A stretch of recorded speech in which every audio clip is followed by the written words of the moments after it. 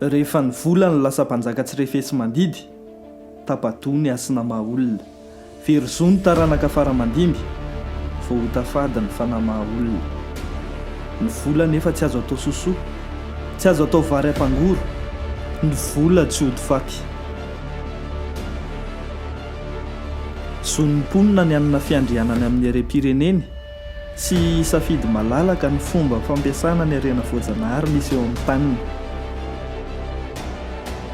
Eny, mila mihera mitompo tany satria izy no maso mandidy amin'ny tanindrazana, tsy hanaovana botolo, tsy terenanaiko fa mananjo feno andahy, mananjo hijoro amin'ny heviny, dia tompony tsy mangatakatiny fa tompo mpanapahan-kevitra, sy tompo teny farany amin'ny ampiasana ara-drariny ny harena voajanahary misy eo amin'ny tanindrazana, tsy amin'ny endrim-pampandrosoana tokony ho tanterahany eo amin'ny taniny.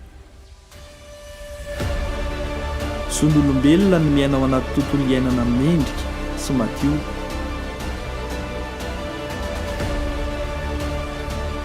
Fahaizany fenitra ny fampandrosoana lovain-jafy no fitrandrahana mamoetra tahaka izany no atao eto.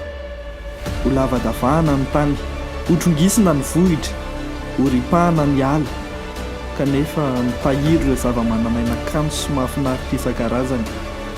Ireo ravin-kazo sarobidy miantoka ny fahasalamana, ireo akora fampiasa amin'ny asa tanana, ary indrindra misy ireo fambolena samihafa toy ny lavanilina, kafe, kakao, izay tena fotom-piveloman'ny mponina. Isipozina ny ranomasina, aloto ny rano fisotro, ho voapozin''ireo trondro sy ireo biby anaty rano isan-karazana, izay fotom-piveloman'ny mpanjony sy ny mpanarato. Efa inona izany izy ireny? Anao ahoana no avin'ny tanora? Anao inona ny vehivavy? Hirongatra ny tsy fandriam-pahalemana, andosotro ireo mpizahatany, hitsopinena n'ireo nahilikilika.